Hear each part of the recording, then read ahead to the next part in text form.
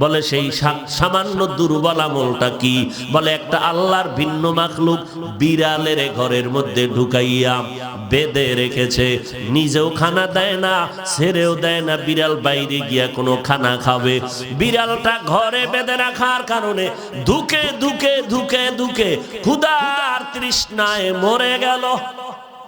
পয়গম্বর বলে, সাহাবায়ে কেরাম, আমার আল্লাহ বেজার হইয়া ওই আল্লাহর বান্দির সব নেক আমল বরবাদ করে দিয়েছে।